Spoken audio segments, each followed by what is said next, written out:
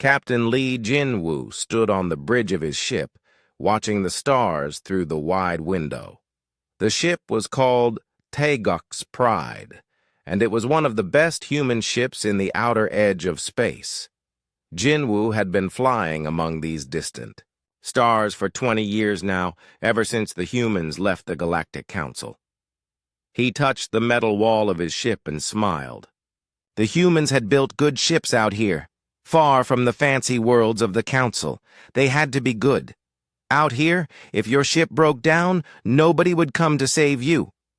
Captain, called Kang Dong-yun from his station. Dong-yun was Jinwoo's oldest friend and his tactical officer. They had served together since they were young men. "We're getting a strange signal from the Kepler system." Jinwoo walked over to look at the screens.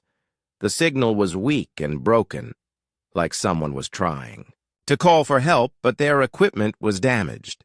"What kind of signal?" Jinwoo asked. "It's from a Velthari ship," Dong-yun said. "But something's wrong. The signal keeps cutting out and we're not getting any life signs."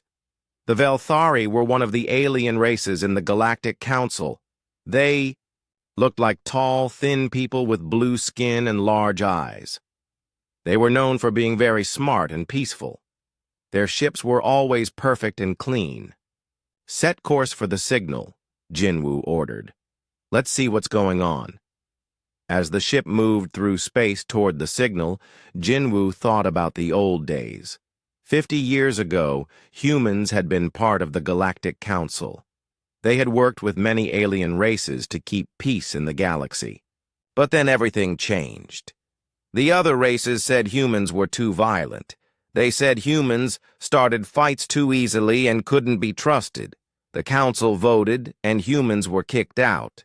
They were told to stay in their own part of space and not bother the civilized races anymore. Jinwoo remembered being a young boy when it happened. His father had been angry. His mother had cried. Many humans felt ashamed and hurt. But others, like Jinwoo's family, decided to prove that humans could do well on their own. "Captain, we found the ship," said Choi Hyerin from the science station. Hyerin was young but very smart. She could figure out problems that confused much older people. "It's a Velthari colony ship, very big. It should have about 10,000 people on it." "Should have?" Jinwoo asked. "I'm not reading any life signs," Hyerin said quietly. "Nothing at all." The big Velthari ship appeared on their main screen. It was huge, much bigger than Taeguk's Pride. It was shaped like a long crystal, beautiful and elegant like all Velthari designs. But it was floating dead in space. No lights, no movement. "Take us closer," Jinwoo said. "Scan everything." As they got closer, Hyerin's face became worried. "Captain, this ship is only 3 days old. The Velthari built it just last week. It was supposed to carry families to a new colony world. And now?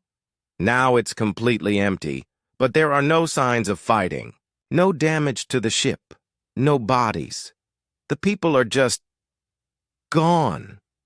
Jinwoo felt a cold feeling in his stomach. In all his years of space travel, he had never seen anything like this. "Can we go inside?" he asked. "Yes, sir. The ship still has air and power. But we should be very careful." Meanwhile, very far away on the planet called Nexus Prime, Park Minji was having a very bad day.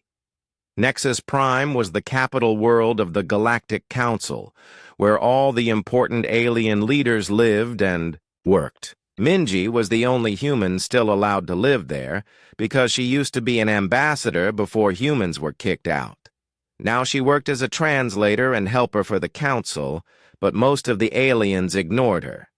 They treated her like she was not important, just because she was human. Minji sat in her small office reading reports on her computer. The reports were supposed to be secret, But Minji had learned how to find information that others tried to hide. What she was reading made her very scared. In the last month, 5 different star systems had stopped sending messages to the Council. Ships that went to check on these systems never came back. Whole planets full of people had just gone quiet. The Council leaders were worried but trying to hide it. They told everyone that it was just communication problems or maybe some pirates. But Minji could read between the lines. Something was very wrong, and it was getting worse. She thought about the old days when humans were part of the Council. Back then, when there was trouble, human soldiers would go investigate. Human ships would patrol dangerous areas. Humans were always ready to fight to protect others. But the Council had said they didn't want human violence anymore. They wanted to solve problems with talking and treaties. They believed that fighting was primitive and wrong. Minji laughed, sadly. Now that there was real danger, there were no human soldiers to call. The other races had small, weak armies because they had depended on humans for protection for so long. Her computer beeped with a new message. It was from Admiral Threndar, one of the most important military leaders in the Council. The message was marked as very urgent. "All contact lost with the Altair system," the message said. "7th Fleet sent to investigate. No word for 6 days. Request immediate backup from all available forces." Minji stared at the message. The Altair system had 12 billion people living on its planets. The 7th Fleet had over 100 ships. How could they all just disappear?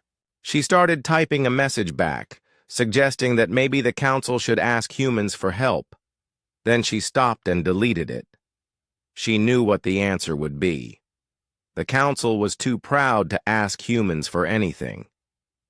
Back on Taeguk's Pride, Jinwoo and his team had put on their spacesuits and gone inside the Velthari ship. The inside was just as beautiful as the outside, with curved walls that glowed with soft light. But it was completely silent. They walked through empty hallways that should have been full of families. They checked rooms that should have had children playing and adults working. Everything was clean and perfect, but there was nobody there. "Look at this," Dong-Yun said, pointing to a table in what looked like a dining room. "There's food still, on the plates. It's like everyone just stopped eating and walked away." Hyerin was scanning everything with her equipment. "Captain, I'm getting strange readings. There's some kind of energy signature here that I don't recognize. It's very faint, but it's definitely not Velthari technology." "Could it be weapons?"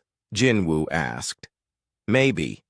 But if someone attacked this ship, where are the bodies? Where's the damage?" They kept exploring, finding more empty rooms and silent corridors. In the ship's command center, they found the captain's log still recording. Jinwoo played the last entry. The recording showed a Velthari captain looking calm and normal. He was making a regular report about their journey when suddenly his face changed. He looked confused, then scared.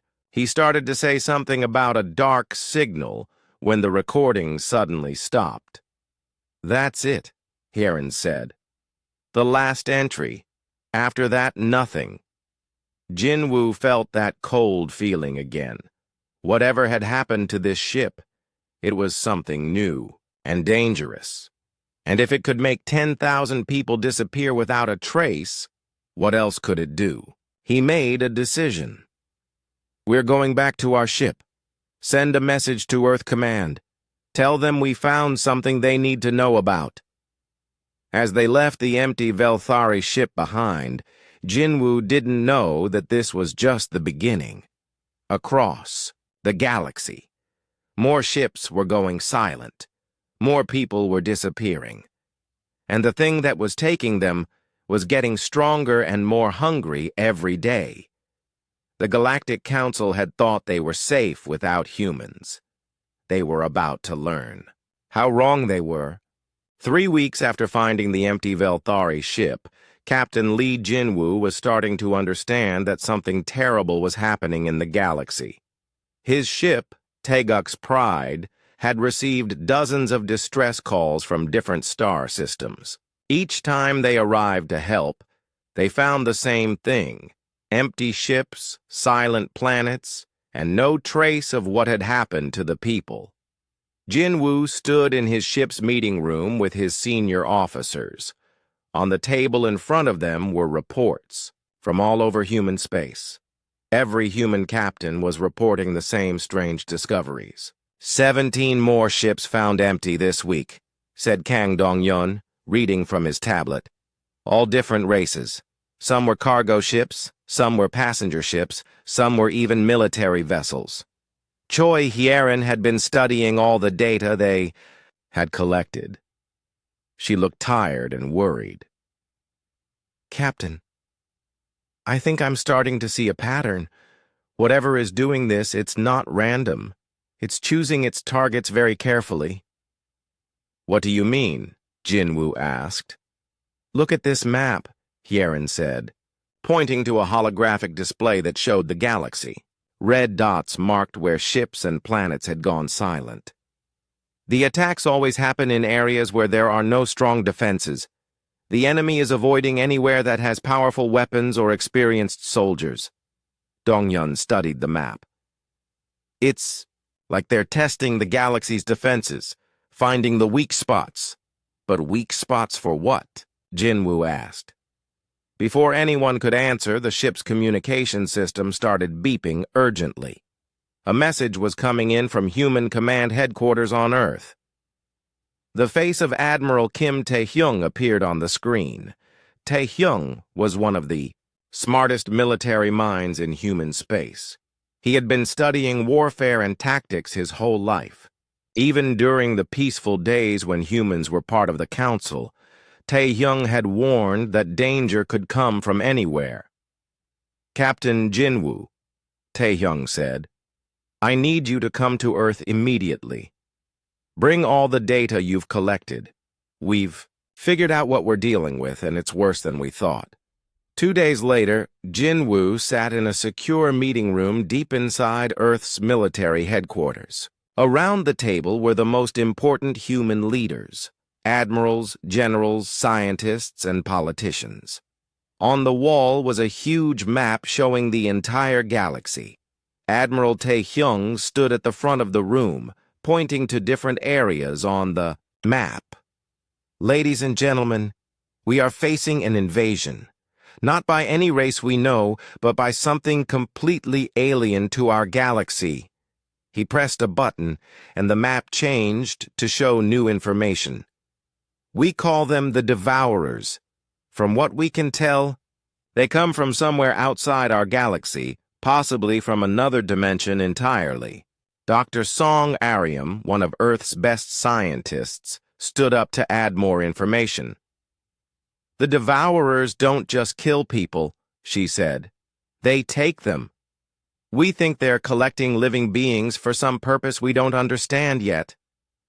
How many ships do they have? Asked General Bae Young-ho.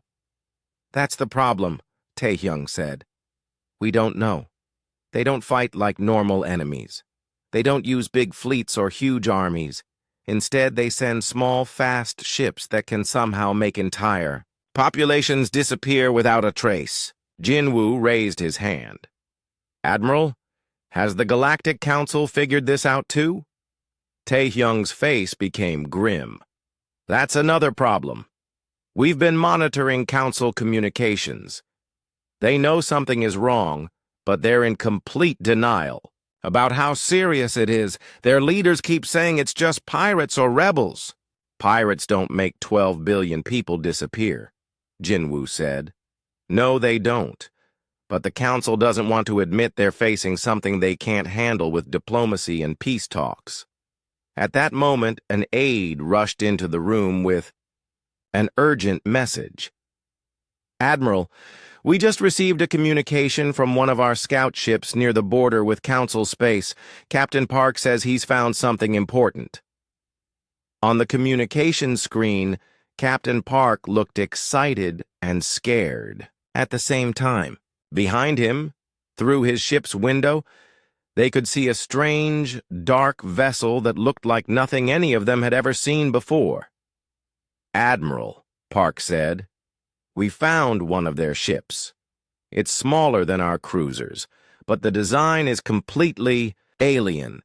It's made of some kind of black metal that seems to absorb light. And, sir, it's scanning us."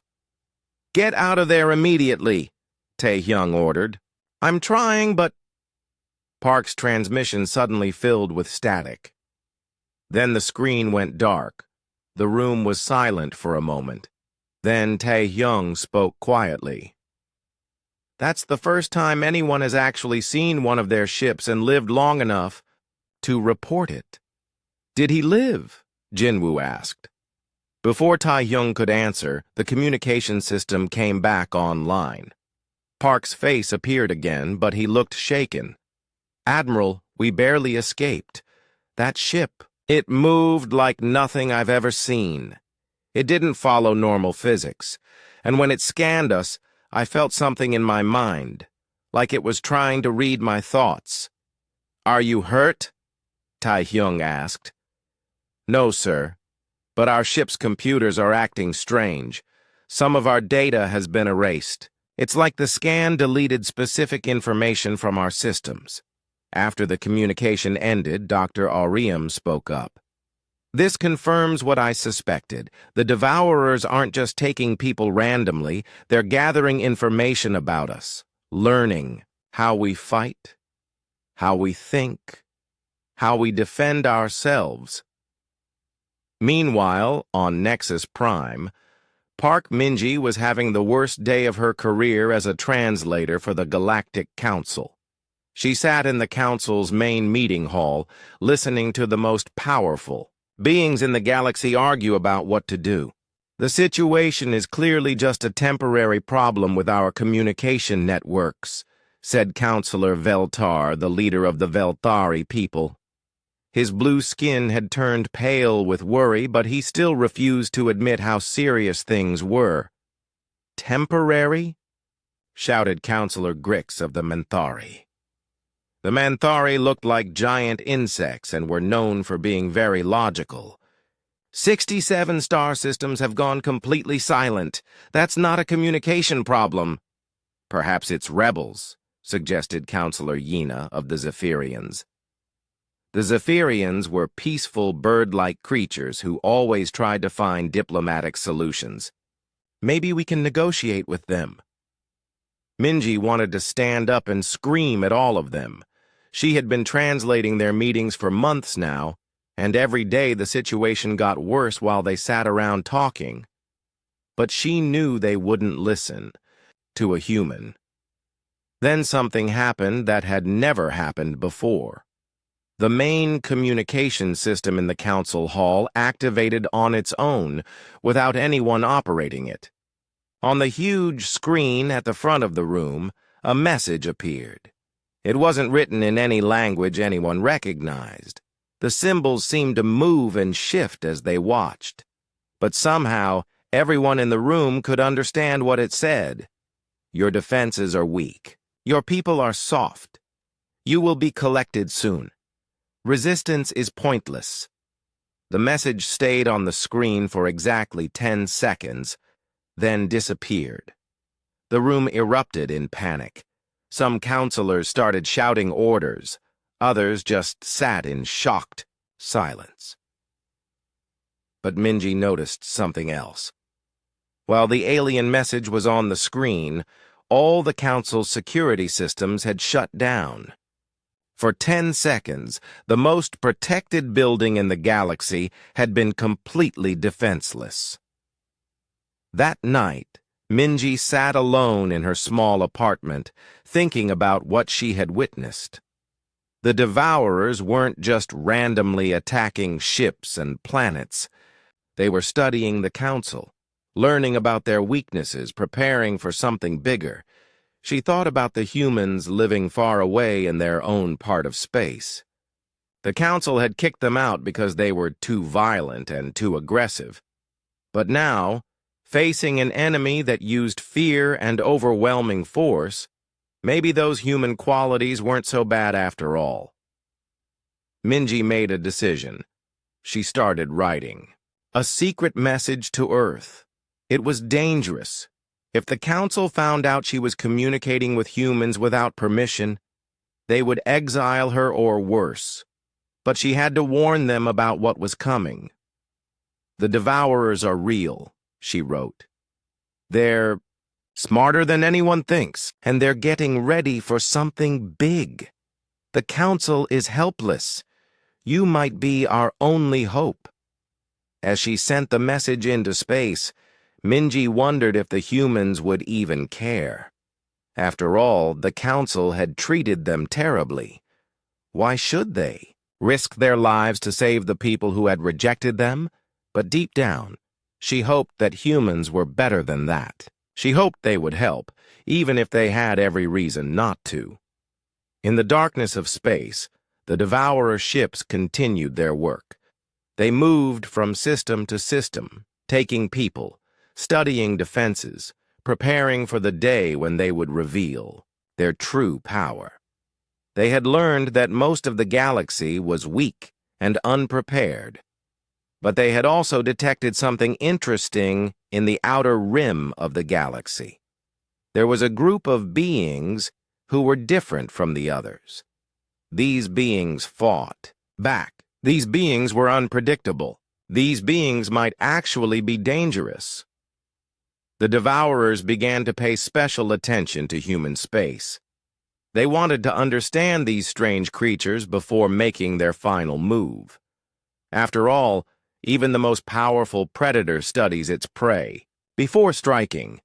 The galaxy was about to learn that sometimes the things that make you different are exactly the things that keep you alive. The emergency meeting on Nexus Prime was the largest gathering of Galactic Council leaders in 50 years. Representatives from every member species filled the Great Assembly Hall, their faces showing fear and confusion. In 6 months, the Devourers had destroyed or captured over 200 star systems. Billions of people had simply vanished. Councillor Veltar stood at the main podium, his blue skin now almost white with stress.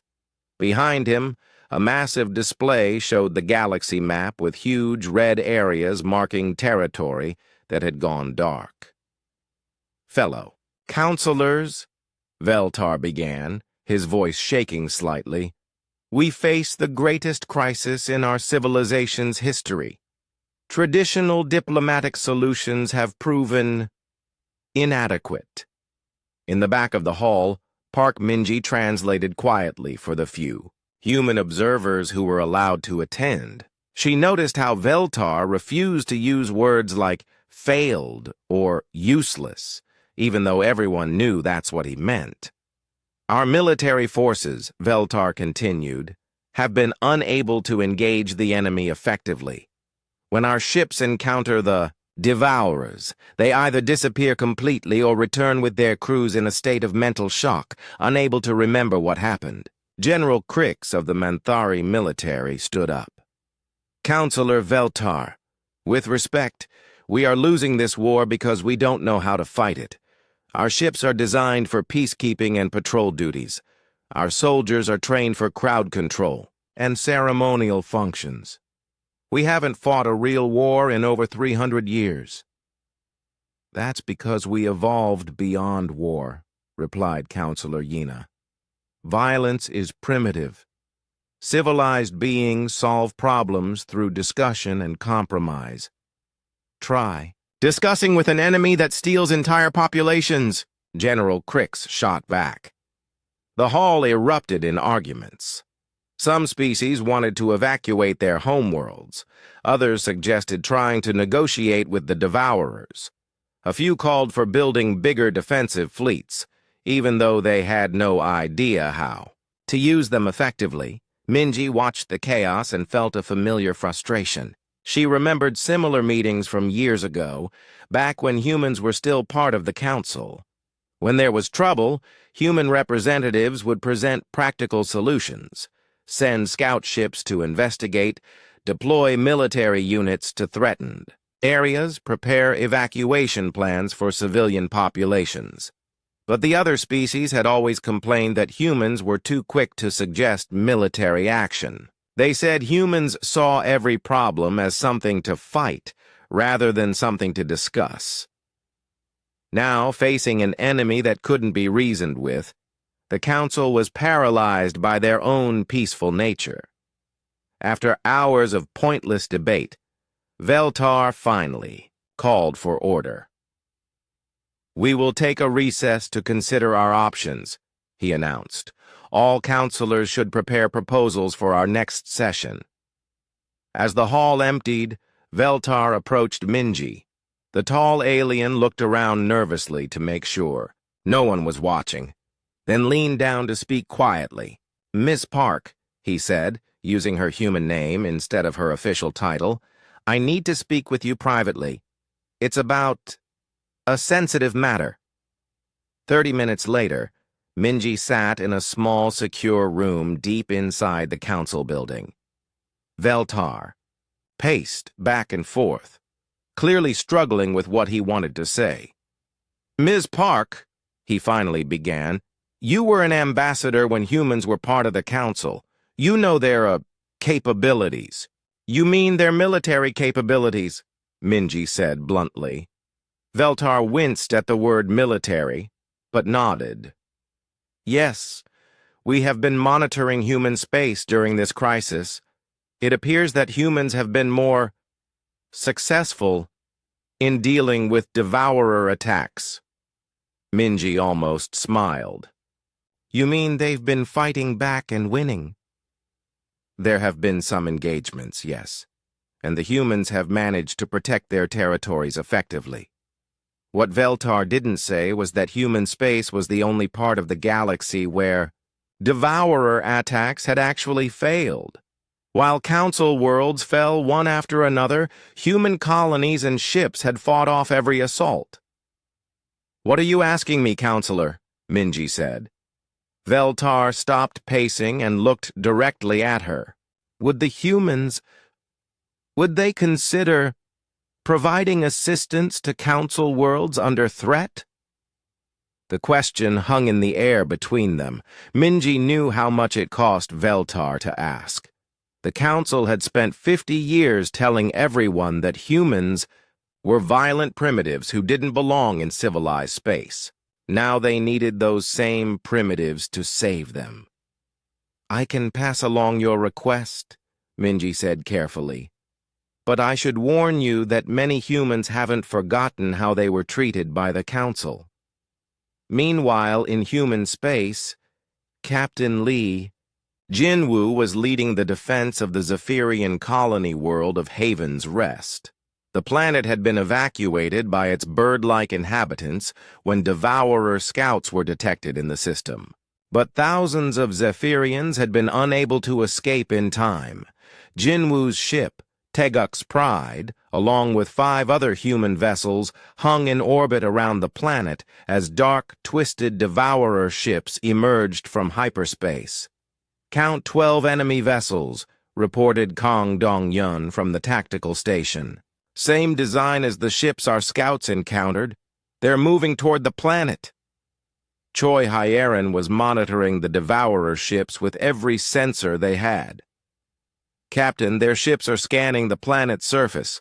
I think they're looking for the remaining Zephyrians." On the planet below, thousands of terrified Zephyrian families huddled in underground shelters, hoping the human ships above could protect them. "All ships, this is Captain Jinwoo," he announced over the fleet communications. "Remember what Admiral Tai Hyung taught us about fighting these things. They expect organized, predictable attacks. So we're going to do exactly the opposite. The human fleet split up, with each ship taking a different approach to the enemy. Instead of forming neat battle lines like traditional space forces, they moved in chaotic, seemingly random patterns. the Devourers had adapted to defeat the careful, logical tactics used by Council militaries. But human tactics weren't logical. They were creative, flexible, and completely unpredictable. Jinwoo's ship dove straight toward the largest Devourer vessel, firing weapons while spinning and rolling in ways that should have been impossible. When the Devourer ship tried to respond, it couldn't predict where Jinwoo would be next. The other human ships attacked from different angles, using tactics that changed moment by moment. Some charged straight ahead, others flanked from the sides, and one even approached from below the planet where the Devourers weren't expecting anything. "Their formation is breaking up," Dongyun reported excitedly. "They can't coordinate their defenses." The battle was fierce but short. The Devourers had overwhelming advantages in technology and firepower, but they couldn't adapt to the humans' chaotic fighting style. One by one, their ships were destroyed or forced to retreat. When the last Devourer ship limped away into hyperspace, the human fleet regrouped in orbit. They had saved Haven's Rest and its people. "Captain," came a transmission. "From the planet's surface, this is Counselor Xena of the Zephyrian government. On behalf of my people, I thank you. You have saved thousands of lives." "Just doing what's right," Jinwoo replied. "But why?" Xena asked.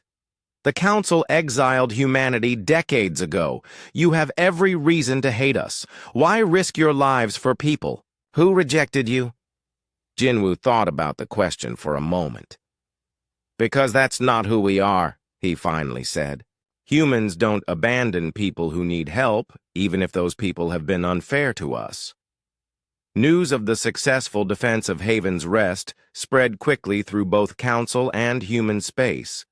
For the first time since the Devourer crisis began, someone had actually won a battle against them. On Earth, Admiral Kim Tae-hyung was studying reports from across human space. In the past month, human fleets had successfully defended 12 different worlds from Devourer attacks. Meanwhile, Council forces hadn't won a single engagement. His aide, Commander Yoon Seojin, entered his office with new intelligence reports. "Admiral, we're getting communication requests from all over Council space. Planetary governors, system defense commanders, even some Council military leaders. They're all asking the same thing." "Let me guess," Tae-hyung said. "They want our help." "Yes, sir. But there's something else. We intercepted a message from Counselor Veltar to our diplomatic channels. It's an official request for assistance." Tae-hyung leaned back in his chair. After 50 years of being told they were too violent for civilized space, the Council was finally admitting they needed human violence to survive. "What are your orders, sir?" Seojin asked. Tae-hyung looked out his office window at the Earth. Below. Down there, millions of humans were living free and independent lives, building their own civilization without Council interference. They had proved they didn't need the Council's approval to succeed. But across the galaxy, billions of innocent people were dying or disappearing. Families were being torn apart. Entire civilizations were vanishing. "Send a message to all fleet. Commanders," Tae-hyung finally said. "Tell them to prepare for extended operations in Council space. We're going to help." "Even after everything they did to us?" Seojin asked. "Especially because of everything they did to us," Tae-hyung replied. "We're going to show them what real civilization looks like, and maybe, when this is over, they'll understand that being different doesn't make you wrong." The war room on Earth buzzed with activity as Admiral Kim Tae-hyung coordinated the largest military operation in human history. Holographic displays showed the entire galaxy, with red zones marking Devourer-controlled territory and blue zones, showing areas where joint Human Council forces were fighting back. "Status report," Tae-hyung called out as he entered the room. Commander Yoon Seojin looked up from her station. Admiral, we now have human fleets operating in 47 different council systems. The joint operations are showing mixed results, but we're definitely making progress. Dr. Song Aryam stood near a display showing new weapon designs.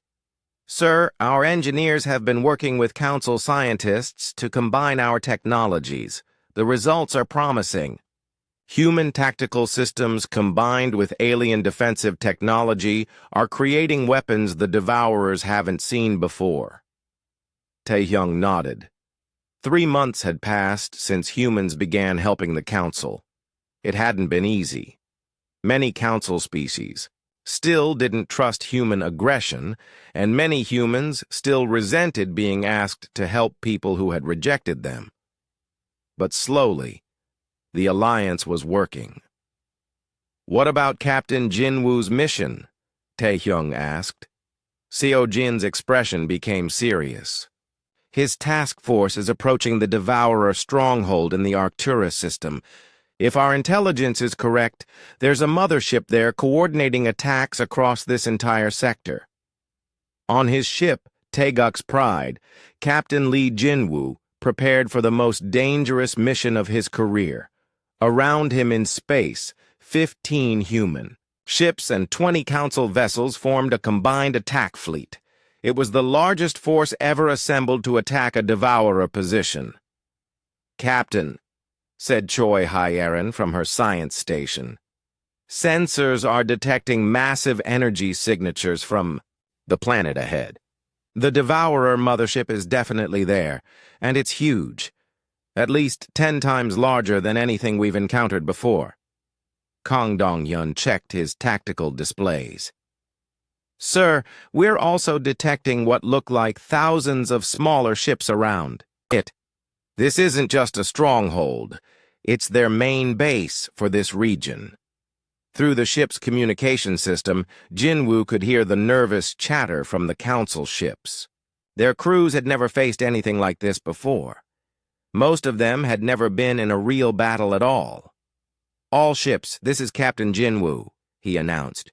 Remember, we're not trying to win a fair fight. We're trying to hit them so hard and so fast that they can't respond. Human ships will lead the assault.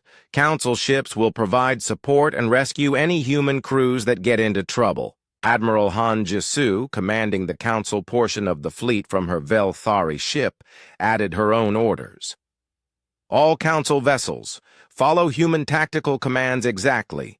Do not try to modify their plans. We've seen what happens when we fight. The Devourers our way.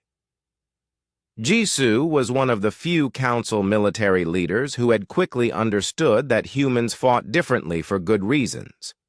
While other alien commanders complained about human chaos, Jisoo had studied their methods and learned why they worked. The attack began with a move that would have horrified traditional military strategists. Instead of approaching the enemy stronghold as a unified fleet, the human ships scattered in all directions, each one taking a completely different path toward the target. The Devourer ships, expecting a coordinated assault they could predict and counter, found themselves facing 15 separate attacks coming from different angles at different times.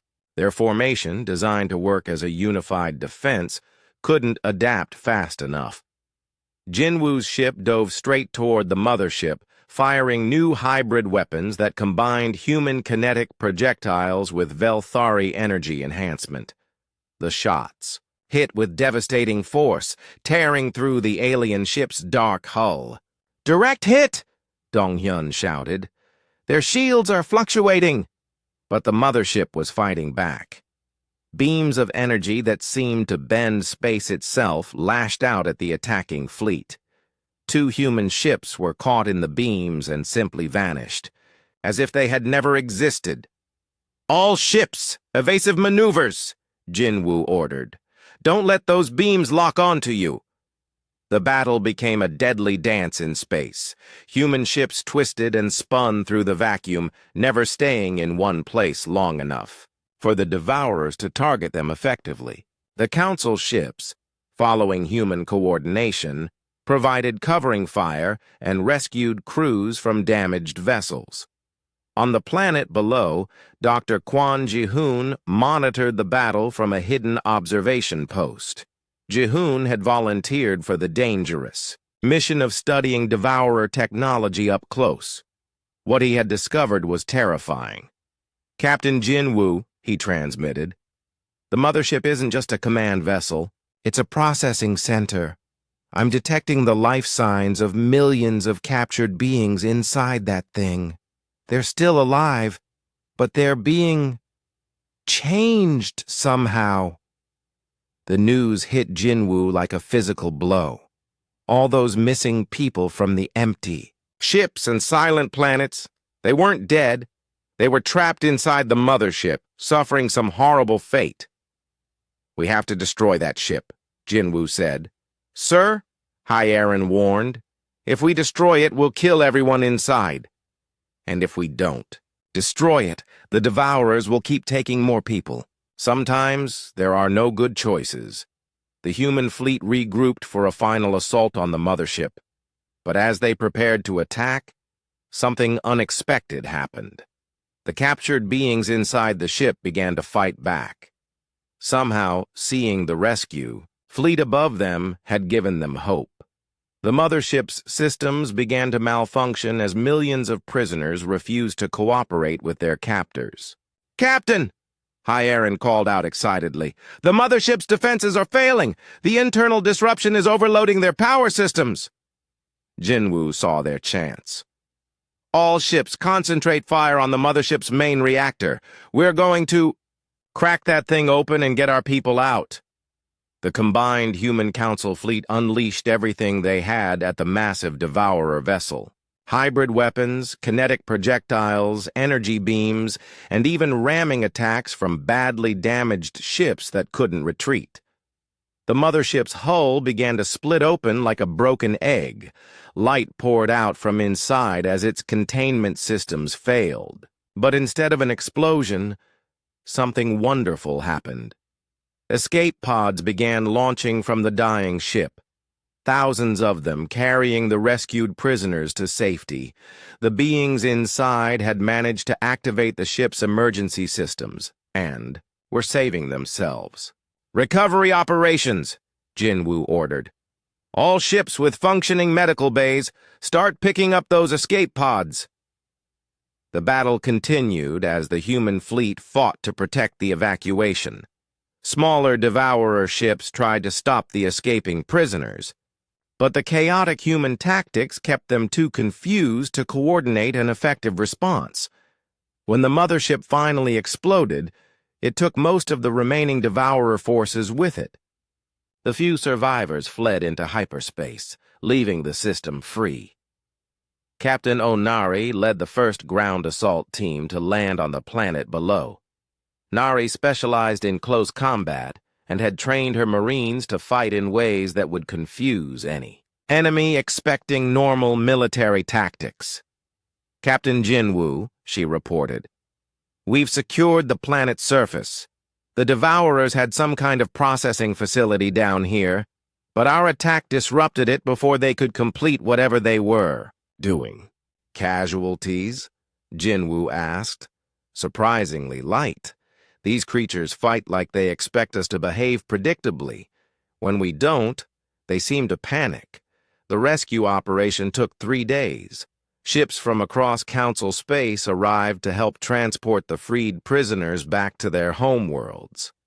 Many of them had been missing for months and were reunited with families who had thought they were dead. But the most important discovery came from studying the destroyed Devourer facility. Dr. Ariam and her team found evidence that the Devourers were not just random invaders.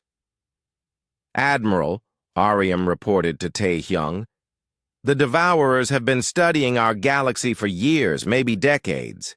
They've been learning about each species, figuring out their weaknesses. That's why they've been so successful against Council forces." "And humans?"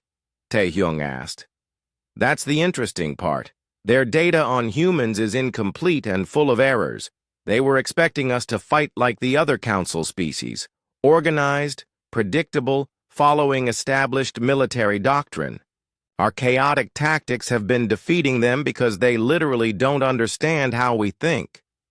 The victory at Arcturus was the turning point in the war.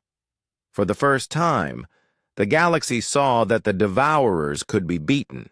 More importantly, they saw that it took human barbarism to do it. Across Council space, the attitude toward humans began to change. The same qualities that had gotten them expelled from the Council, their aggression, their unpredictability, their willingness to fight, were now seen as strengths rather than weaknesses. But the war was far from over. The Arcturus mothership had been just one of many. Intelligence reports suggested there were larger Devourer forces gathering in the galaxy's outer rim, preparing for a final assault. The alliance between humans and the Council was growing stronger, but they would need every advantage they could get for the battles ahead. In his private quarters, Captain Jinwoo looked out at the stars and thought about how much had changed. 6 months ago, humans were outcasts living on the galaxy's edge. Now they were heroes leading the fight to save civilization itself. The largest fleet in galactic history assembled at the edge of known space.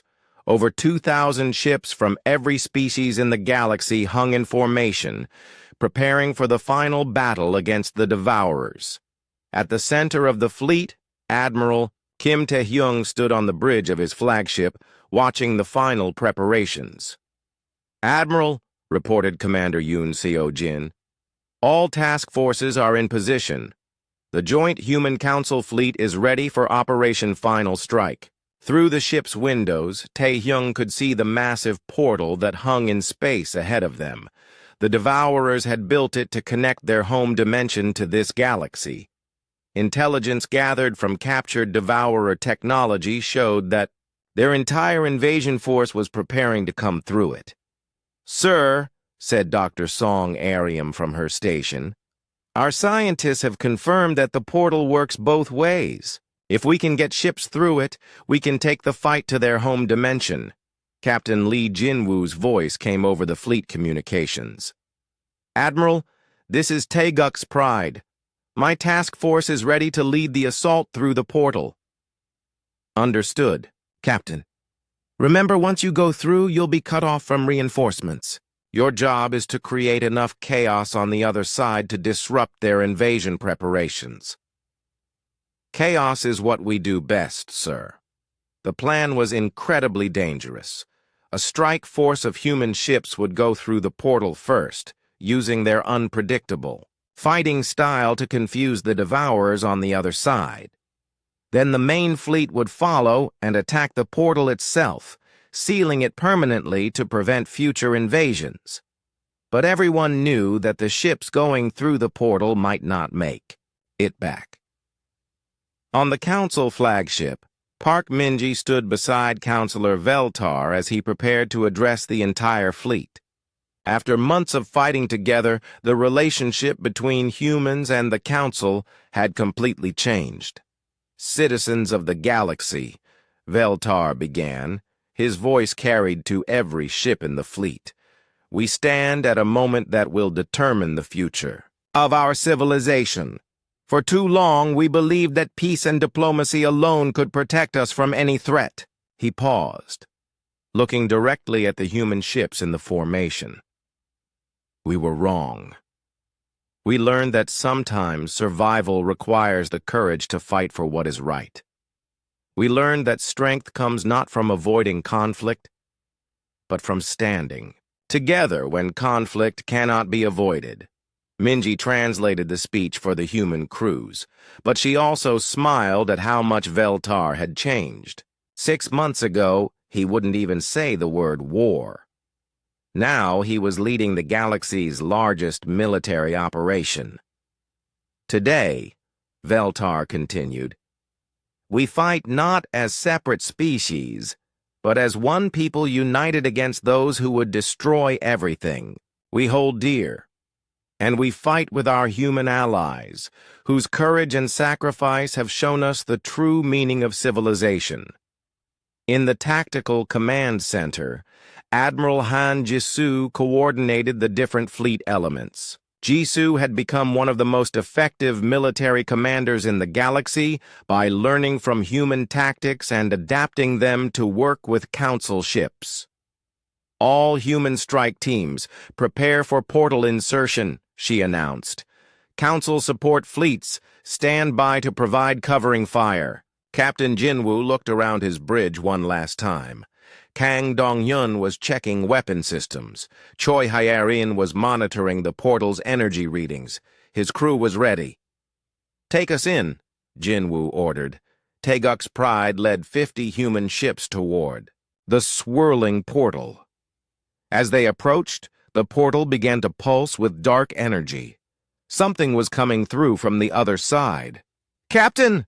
Hyerin called out. Massive energy signatures emerging from the portal. The largest devourer ships anyone had ever seen began pouring through the portal. These weren't the medium-sized vessels they had been fighting. These were true warships, each one the size of a small moon. "All ships, attack formation," Jinwoo ordered. "Don't let them establish a beachhead." The human strike force scattered in all directions, each ship attacking the emerging devourer fleet from a different angle. Their small, fast ships darted between, the massive alien vessels like insects attacking giants. But this time the devourers were ready for human tactics. They had been studying the previous battles and had adapted their strategies. Instead of trying to coordinate complex formations, they simply filled space with overwhelming firepower. "Sir, we're taking heavy casualties," Dong-yun reported. "They've learned how to counter our chaos tactics." On his bridge, Admiral Taehyung watched as human ships began disappearing from his tactical display. The strike force was being destroyed, but they were also buying precious time for the main fleet to get into position. "All Council forces, advance. To attack position," he ordered. "We're going to close that portal before more of their ships get through." The Council ships moved forward in perfect formation, their weapons charging for a coordinated assault on the portal itself. But as they approached, something unexpected happened. The portal began to change. Instead of the dark energy it had been emitting, it started glowing with a different kind of light. From the other side, human voices could be heard over the communication. "Channels, this is Captain Onari," came a transmission from inside the portal. "We've successfully penetrated the Devourer home dimension. Requesting immediate reinforcement." Somehow, a group of human ships had made it through the portal and were fighting on the other side. But their situation was desperate. Captain Jinwoo made a decision that would be remembered for centuries. "All remaining Strike Force ships, follow me through the portal. We're going to help them." "Captain, that's suicide," Dong-yun protested. "Maybe, but that's what humans do. We don't abandon our people." The surviving human ships followed Taeguk's Pride through the portal into the Devourer home dimension. What they found there was beyond anything they had imagined.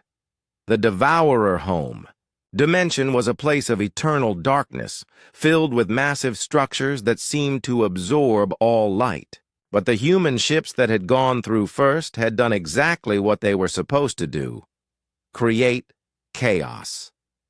Captain Nari and her ground forces had somehow managed to land on one of the Devourer command stations and were fighting their way through its corridors. Her Marines, trained in the human style of unpredictable combat, were causing havoc among the Devourers, who had never faced close-quarters fighting before. "Captain Jinwoo," Nari's voice crackled over the radio. "We've found their central control system.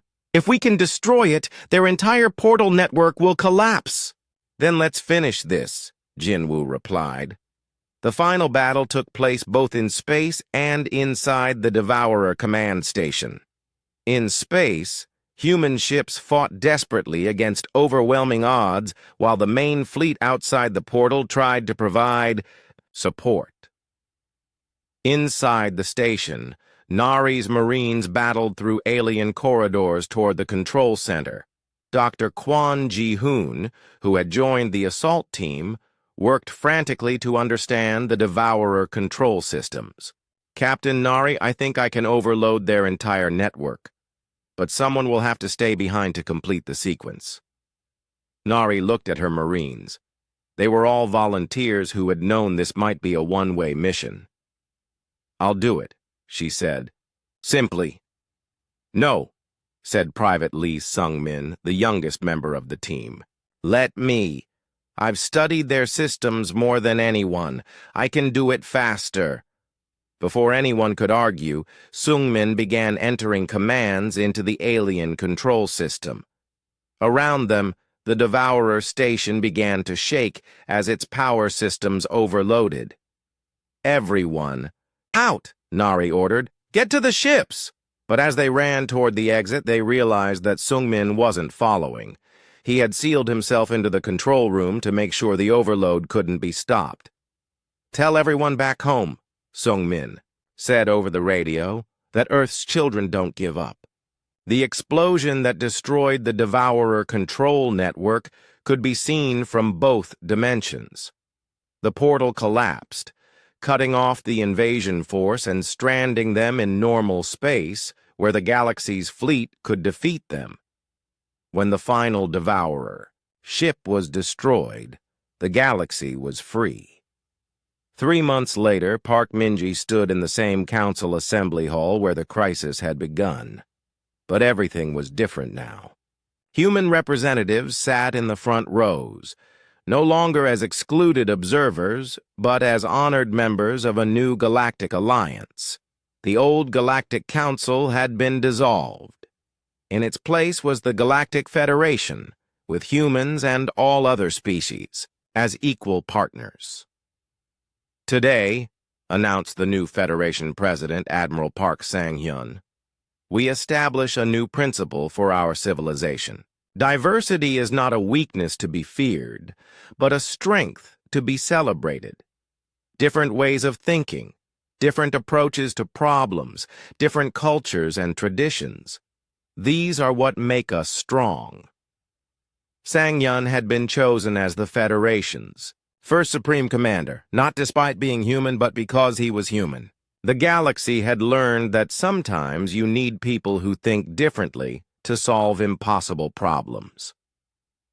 In the audience, Councillor Veltar listened to the speech with a mixture of shame and gratitude. He had spent years believing that humans were too violent and primitive for civilized space. Now he understood that their violence was really courage, and their primitive nature was actually the kind of direct, honest thinking that could cut through problems that defeated more sophisticated minds. After the ceremony, Veltar approached Captain Jinwoo, who had survived the final battle and was being honored as a hero of the Federation.